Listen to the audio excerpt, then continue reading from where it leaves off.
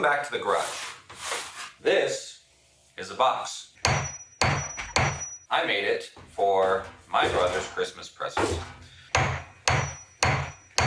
And don't get confused, the box is not the Christmas present. The Christmas present is inside the box. He's the type of person that thinks it's really funny to give people Christmas gifts that are hard to open. And it's stuck together.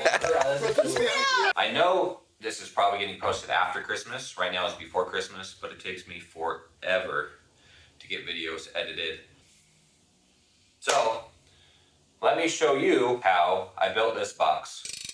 I started by firing up pad, which yes, is plywood aided design, to drop this simple mitered box and get rough dimensions for what I was trying to accomplish. The plan is to make internal and external lids, so there's no easy way in. I then measured the gift that's going inside in order to make sure that all my dimensions were correct. The initial ones weren't, so they needed an update. It's real easy to do in this version.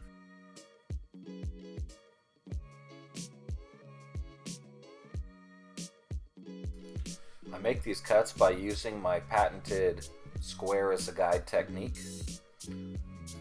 This is easier to do with the table saw, but like what AVE says, you gotta piss with the cock you got. Unfortunately, the cock I got doesn't have a table saw. My better half says I can get one when I can reach 10,000 subscribers, so I could really use your help in this by hitting the subscribe button. To do this technique, I make the line where I need to make the cut, and then I measure the width of the shoe of my skill saw from the edge to the blade, and in my case it's about 1.5 inches. Then I add that 1.5 inches to the line to make sure everything lines up properly. After enough practice, you can just add the 1.5 inches to the dimension and trust that your guide is set, that your blade's going to make the cut to the dimension that you need. I use my large square as a guide because if this piece is too wide to use a speed square on, but you can use that for smaller pieces like 2x4s and 4x4s, maybe up to 6 inches or 8 inches depending on the size of your speed square. I use a couple of C-clamps to hold everything in place to make sure that my guide doesn't wander on me and to make sure I get a straight cut. Anyway, this is how I make all the cuts on this project. You'll also see sometimes in this video that I'll tape that joint. I was trying to prevent splintering. What I should have done was bought a finished blade, which I did for my next project. So get subscribed so you can see that one. That's enough for me for a minute. Let's get to a time lapse.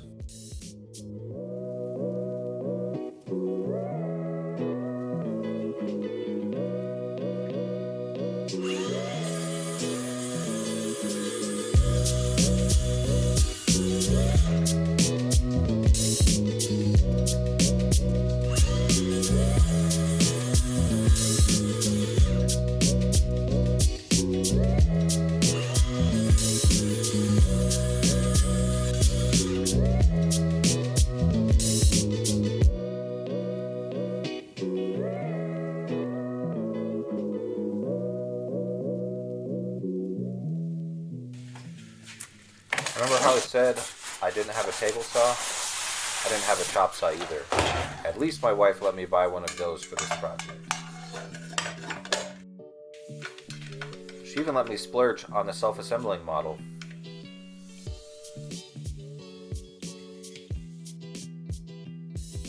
The next step was cutting the miters. I did that so I didn't have exposed plywood on the edges of the boxes. And I know it looks like I'm not holding that board all the way up against the fence. I am, but the way that chop saw was made is that it has a really glossy back fence. So it looks like it's a continuation of the bottom. So I hold it up against it, and it looks like I'm not.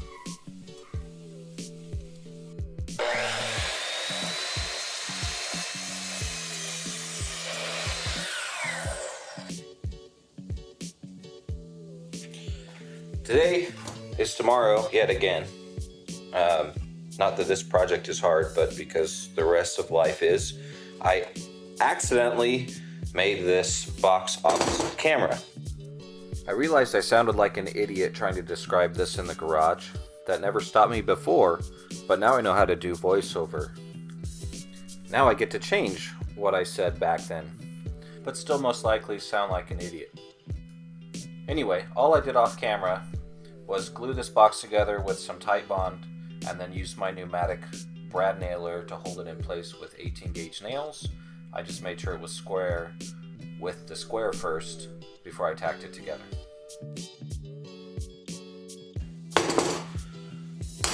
So now all I need to do is get the internal dimensions, cut down my plywood, and create the bottom and top that are going to be flush. So let's get doing that. Got 12 5/8 by 6 3/4.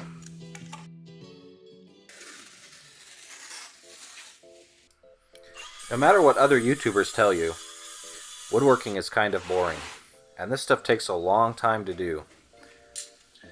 So in order to circumvent that, I sped this up quite a bit, and now we're going to add some music. Let's keep going.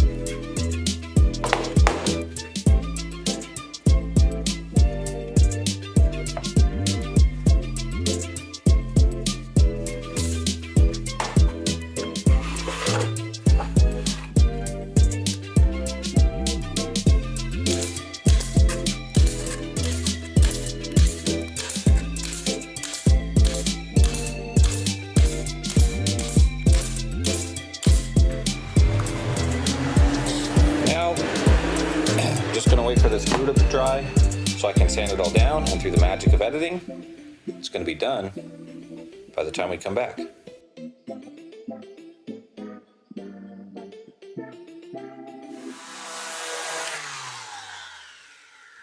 I've been trying to think of a way to protect these as he opens the box. I think what I'm going to try to do is just cut this side off and then line the inside of the box with it. Spoiler alert, it worked.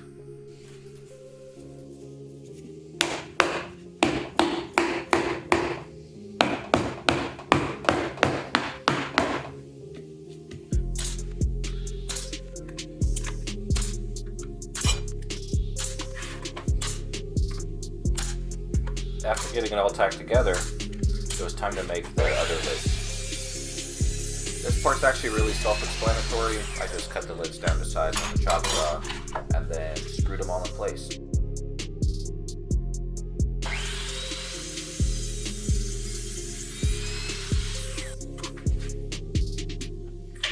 I was going to glue these on, but decided against it so we could open his present on Christmas, and I can get that footage for you. Stay tuned to the end of the video to watch him open it.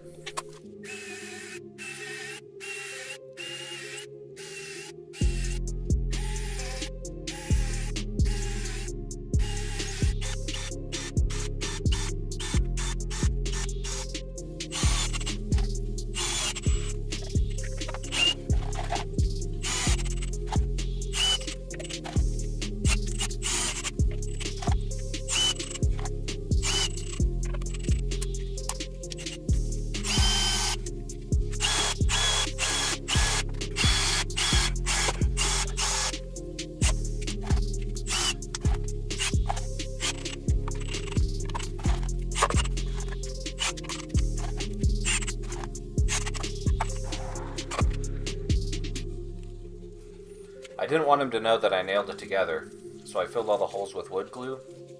In hindsight, I should have done it to the gap for the internal lid too.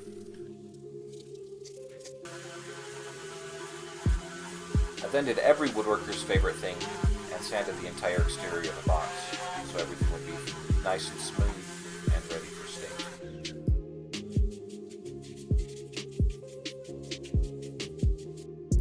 And here it is. Not perfect, but good enough for a prank. Now we finally get to watch him open this present. Stick to the very end to catch his final reaction. Thank you for watching the whole thing.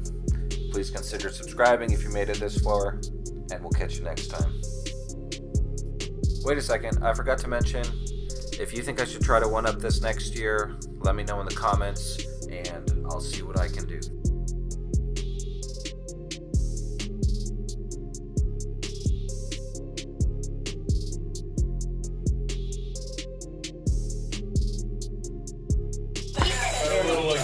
Okay, they just and it's stuck again. Pretty cool, dude. Get out of here. Don't break the foundation. I was like, geez, I felt that. You're gonna need an axe. And pajamas? It's stuck.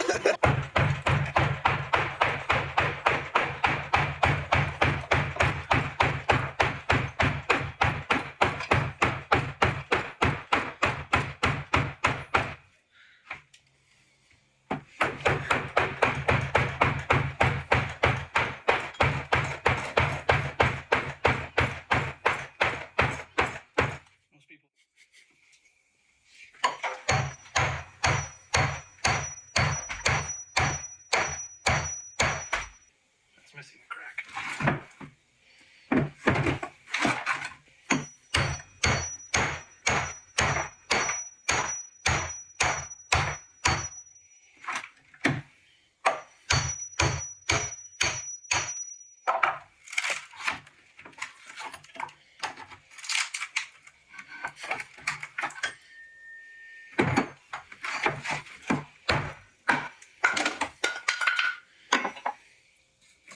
May have put a few nails in it. Couple. All right.